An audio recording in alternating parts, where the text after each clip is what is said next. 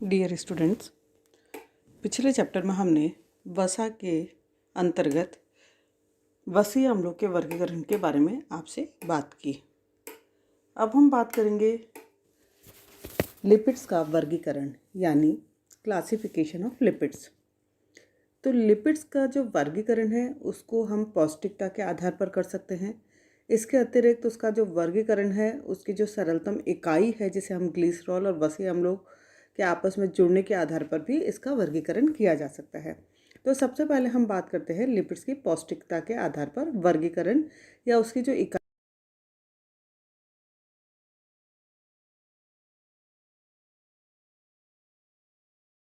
वर्गीकृत कर सकते हैं, जिसके अंदर सबसे पहले आती है सरल लिपिड्स यानी सिंपल लिपिड्स जिसे कहा जा सकता है, यौगिक लिपिड्स जिसे कंपाउंड लिपिड कहा जाता है, और व्युत्पादित उद्भुत लिपिड जो होती है जो डिराइव्ड लिपिड्स तथा स्टेरॉल्स कहलाते हैं।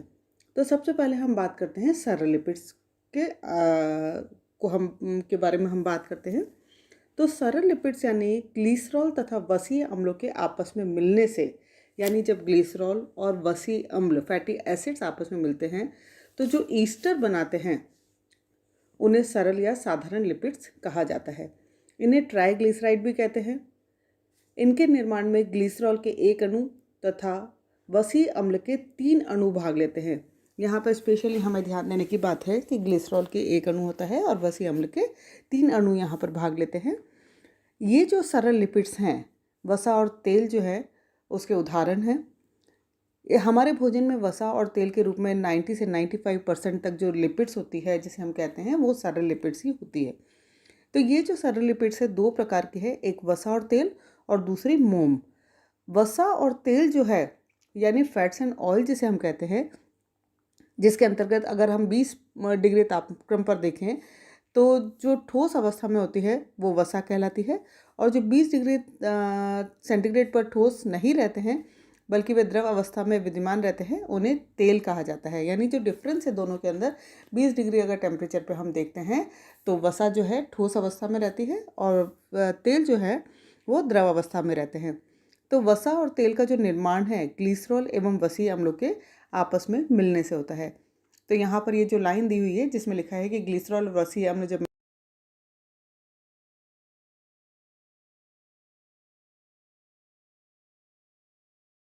अम्ल तथा मोनोहाइड्रिक और डायहाइड्रिक अल्कोहल से बनने वाले एस्टर जो होते हैं वो मोम कहलाते हैं। इसका जो अणुभार होता है यानी इसका जो वेट होता है वो वसा और तेल से अधिक होता है। अब दूसरी प्रकार के जो लिपिड्स होते हैं जिसको हमने कहा था कि कंपाउंड लिपिड होते हैं या यौगिक लिपिड होते हैं, ये जो यौगिक लिपिड है जब वसीय अम्लों एवं ग्लिसरॉल के साथ साथ कुछ अन्य कार्बनिक तत्व भी या अवसीय पदार्थ मिले रहते हैं तो उन्हें यौगिक लिपिड कहा जाता है।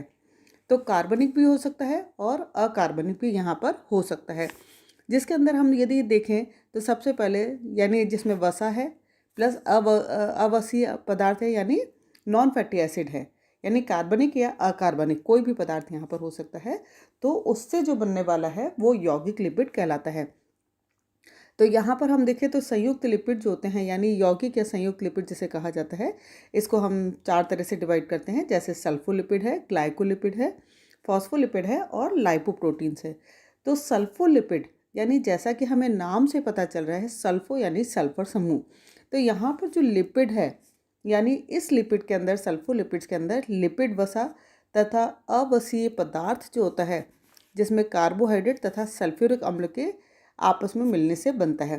तो यहाँ पर लिपिड होगा यानी वसा है और सल्फ्यूरिक अम्ल जब मिलता है तो सल्फोलिपिड का निर्माण करता है। यह लिपिड हमारे ब्रेन के अंदर पाई जाती है, हमारे मस्तिष्क के अंदर उपस्थित होती है। दूसरी जो होती है ग्लाइकोलिपिड, तो ये जो ग्लाइकोलिपिड है यहाँ पर हम देखें तो यहाँ पर कार्बोहाइड्रेट पाया जाता है, यानी वसा है प्लस कार्बोहाइड्रेट की उपस्थिति है।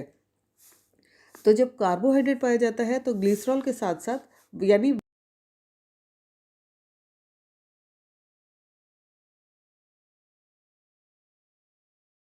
के सेरेब्रोसाइट्स तथा नाड़ियों के गैंग्लियोसाइट्स के रूप में उपस्थित होता है, तो ये ग्लाइकोलिपिड कहलाता है। तीसरा जो है फॉस्फोलिपिड यानी फॉस्फोरस समूह और लिपिड, यानी इसमें वसीय अम्ल और ग्लिसरॉल के अणु के साथ साथ अवसीय पदार्थ जो होता है जिसमें फॉस्फोरिक अम्ल तथा नाइट्रोजन युक्त क्षार पाए जाते हैं, जैसे लैसिथिन्स हुआ, प्लाज्मोलेजेंस हुआ, सिग्नोमाइलिन हुआ। यह हमारी कोशिकाओं के जीव द्रव यानी जो प्रोटोप्लाज्म होता है, मांसपेशियां जो होती है, गुर्दे, यकृत और नाड़ी ऊतकों में पाया जाता है। अब हम चौथा देखें तो लाइपोप्रोटीन यानी लिपिड्स के साथ प्रोटीन का उपस्थिति होना। तो यहाँ पर जो वसा है उसके साथ तो अवसीय पदार्थ के रूप में प्रोटीन उपस्थित होता है। यह हमारे शरीर में इस वसा का बहुत ही महत्व होता है। हमारे शरीर में जो वसा का स्थानांतरण एक जगह से दूसरी जगह पर इसी वसा के रूप में होता है। तो लाइपोप्रोटीन जो होता है रक्त में पाया जाता है। तो वसा और प्रोटीन जब मिलते हैं तो लाइपोप्रोटीन का निर्माण करते हैं। अब हम तीसरे प्रकार का जो लिपिड्स है जिसको हमने कहा था व्युत्पादित लिपिड्स जो है यानी डिराइव्ड लिपिड्स हैं। तो ये जो सरल और संयुक्त लिपिड यानी जो सिंपल लिपिड्स है और संयुक्त लिपिड है, उनके जलीय अपघटन से यानी जब हाइड्रोलिसिस होता है उनसे जो नए पदार्थ बनते हैं उन्हें ही व्युत्पादित या उद्भूत लिपिड कहा जाता है। यानी जब सिंपल लिपिड या कंपाउंड लिपिड जो ब्रेक होता है, हाइड्रोलिसिस होता है, उससे जो नया पदार्थ बना है वो व्युत्पादित या उद्भूत लिपिड कहलाता है। इसके जो उदाहरण है वसीय अम्ल हो सकता है, स्टेरॉयड हार्मोन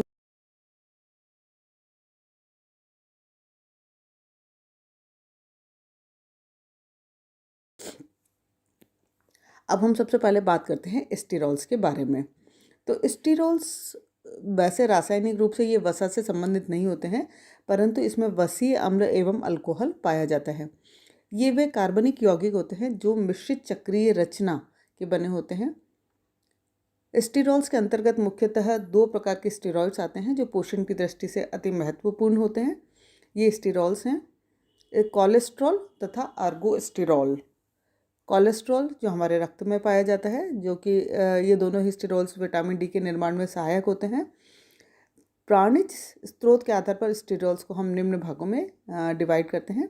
प्राणिज स्टेरॉल जो होता है जिसका उदाहरण है कोलेस्ट्रॉल, और वनस्पतिक स्टेरॉल है जिसका उदाहरण है अर्गोस्टेरॉल। यानी प्राप्ति के आधार पर हमने देखा कि दो तरह के हैं, एनिमल सोर्स में भी पाया जाता है और प्लांट सोर्स में भी स्टेरॉल पाए जाते हैं। तो प्राणी सोर्स में जो एग्जाम्पल है कोलेस्ट्रॉल, और वनस्पति सोर्स में जो एग्जाम्पल है वो है अर्गोस्टेरॉल्स।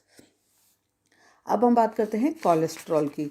ये जो कोलेस्ट्रॉल है ये प्राणी जगत में पाया जाता है, जो जीवित मनुष्यों में और जानवरों के रक्त में पाया जाता है, यकृत में पाया जाता है, एडर्नल ग्लैंड जो होता है, पीयूष ग्रंथि होती है, मस्तिष्क एवं परिधीय तंत्रिका यानी पेरिफेरल नर्वस सिस्टम में पाया जाता है। यह कोलेस्ट्रॉल जो है पेड़ पौधों में बिल्कुल भी उपस्थित नहीं होता है, और मस्तिष्क के श्वेत पदार्थ यानी वाइट मैटर में 14% तथा ग्रे पदार्थ में 6% कोलेस्ट्रॉल पाया जाता है। त्वचा के नीचे भी ये उपस्थित होता है, यानी हमारे जो एडिपस टिश्यूज़ हैं उनके अंदर भी ये उपस्थित होता है। यही कोलेस्ट्रॉल सूर्य प्रकाश से निकली पराबैंगनी किरणों के संपर्क में जब आता है तो विटामिन डी का निर्माण करता है। विटामिन डी के निर्माण के अलावा कोलेस्ट्रॉल शरीर में बहुत ही महत्वपूर्ण उत्पाद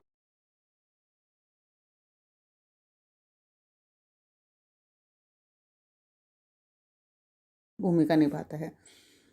अब हमारे जो रक्त में है जो कोलेस्ट्रॉल की मात्रा होती है वो 150 से लेकर 200 मिलीग्राम प्रति 100 ml होती है।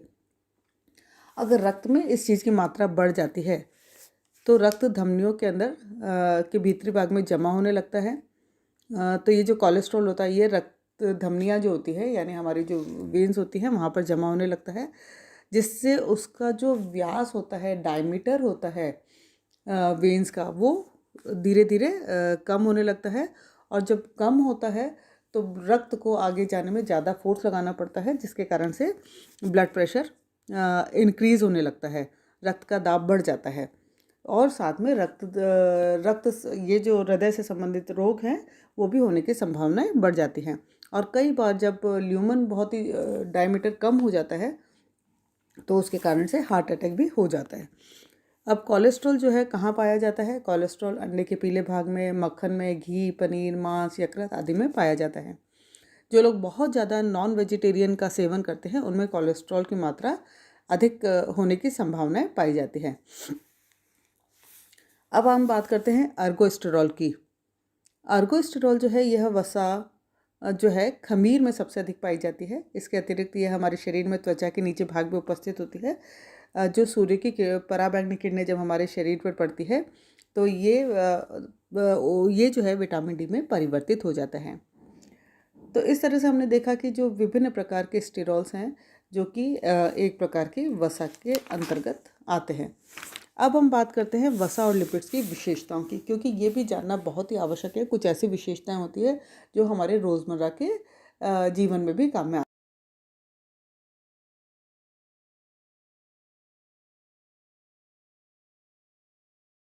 Petroleum, chloroform, carbon tetrachloride, benzene आदि जितने भी कार्बनिक पदार्थ घोलक हैं उनमें घुल जाते हैं।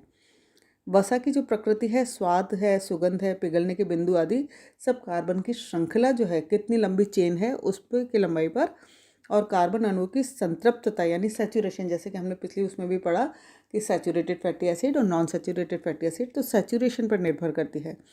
कार्बन अणुओं की लंबी श्रृंखला जिनमें हाइड्रोजन अणु के एकल बंध होते हैं वे ठोस होते हैं क्योंकि वे संतृप्त होते हैं, और जहाँ पर जैसे नारियल के तेल में कार्बन अणु की श्रृंखला छोटी होने के बावजूद भी ये जाड़े में ठोस और गर्मी में द्रव अवस्था में रहता है।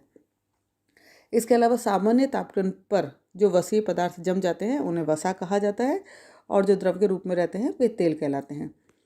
वसा या तेल को अधिक लंबे समय तक अगर गर्म किया जाता है तो वे सबसे सरलतम इकाई वसीय अम्ल और ग्लिसरॉल में टूट जाते हैं, जिससे तीव्र गंध वाला एक्रोलिन पदार्थ जो है वो बनता है। और ये जो एक्रोलिन है, यानी हम बार बार अगर तेल को गर्म करते हैं, जैसे कि बाहर बाज़ारों में देखा है कि समोसे कचौरियाँ वगैरह जब बनती है तो बहुत ज़्यादा तेलों को बार बार गर्म किया जाता है, जिससे एक्रोलिन पदार्थ बनता है। ये हमारे स्वास्थ्य के लिए बहुत ही ज़्यादा हानिकारक होता है। तो ये जो है जो धुआं निकलता है इसका मुख्य कारण एक्रोलिन ही है। अब सोयाबीन के तेल, बिनौले के तेल और सरसों के तेल में लिनोलिक अम्ल जो है अधिक होता है। मूंगफली एवं जैतून के तेल में ऑलिक अम्ल की मात्रा अत्यधिक होती है। प्राणिज वसाओं में भी ऑलिक अम्ल की सांद्रता अधिक होती है। वसा और तेल को अगर बहुत ही लंबे समय तक छोड़ दिया जाए तो वे खराब होने की संभावना उसमें बढ़ जाती है, जिसे रैंसिडिटी कहा जाता है, यानी तेलों का खराब होना कहा जाता है। क्योंकि इस समय क्या होता है कि जब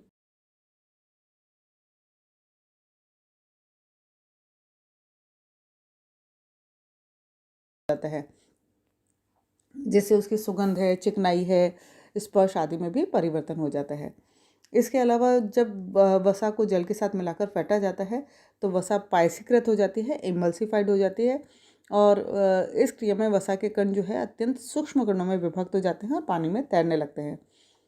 जैसे अंडा, दूध, दही, छाछ आदि में वसा पायस रूप में पाई जाती है। पायसीकृत वसा जो होती है का पाचन एवं अवशोषण सहजता और शीघ्रता से होता है। समुद्री जीव की जो से प्राप्त वसा जो होती है वो कठोर होती है। वनस्पति वसा में नारियल के तेल ठोस रूप में पाया जाता है। अब एक और इम्पॉर्टेंट प्रॉपर्टी आती है हाइड्रोजनीकरण यानी हाइड्रोजनेशन।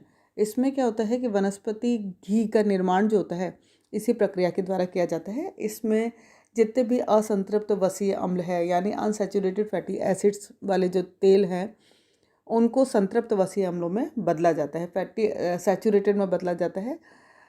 इस प्रक्रिया में असंतृप्त वसीय अम्ल जो है उनमें हाइड्रोजनेशन की प्रक्रिया करवाई जाती है, और ये जिससे ये द्रव अवस्था में ठोस रूप में बदल जाते हैं। जैसे मूंगफली के तेल से वनस्पति घी हाइड्रोजनीकरण की क्रिया के द्वारा ही तैयार किया जाता है। वनस्पति घी बनाने में पूर्व में इसमें थोड़ी सी मात्रा में बिनौले के तेल और सोयाबीन के तेल को भी मिला दिया जाता है तथा विटामिन ए फोर्टिफाइड भी किया जाता है। इसके अलावा जो साबुनीकरण की प्रक्रिया है, नेक्स्ट जो प्रॉपर्टी है साबुनीकरण या सैपोनिफिकेशन यानी साबुन का निर्माण होना। साबुन का इस क्रिया के द्वारा जब साबुन का निर्माण किया जाता है तो इसमें वसा को जो भी वसा है उसको क्षारीय पदार्थ यानी सोडियम हाइड्रोक्साइड और या पोटेशियम हाइड्रोक्साइड के साथ मिलाया जाता है, प्रतिक्रिया करवाई जाती है तो साबुन का निर्माण होता है।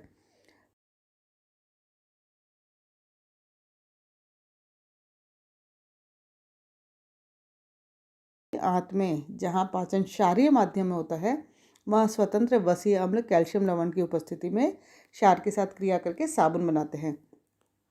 परंतु यह जो साबुन होता है मल के साथ बाहर निकल जाता है। यह एक प्रकार की बीमारी है जिसे स्प्रू कहा जाता है। तो सैपोनिफिकेशन यानी साबुन का निर्माण होना। इसके अलावा जो वसा में विटामिन ए, डी, ई और के घोलने की क्षमता होती है, यानी फैट जो है इनको घोल लेता है। इन विटामिनों के अवशोषण जो है वसा की उपस्थिति में ही होता है। तो इस प्रकार हम देखें कि वसा हमारे लिए बहुत ही इम्पॉर्टेंट होती है, लेकिन हमें ध्यान रखना चाहिए कि वसा वाले जो चीज़ें हैं, जब हम फैटी फूड्स को ज़्यादा खाते हैं तो उसमें सबसे बड़ी बात है, एक तो कोलेस्ट्रॉल की मात्रा इंक्रीज़ होती है जिसके कारण से हार्ट डिजीज़ होने की संभावना बढ़ जाती है। फैट ज़्यादा डिपॉजिट होने लगता है जिससे हमारे शरीर में मोटापा आने लगता है। और अगर फैट को बहुत ज़्यादा बर्न किया जाता है, उसको तला जाता है, बहुत बार रीयूज़ किया जाता है, तो उससे जो एक्रिलिन पदार्थ बनता है वो स्वास्थ्य के लिए काफ़ी हानिकारक होता है। नेक्स्ट में हम बात करेंगे वसा के कार्यों के बारे में।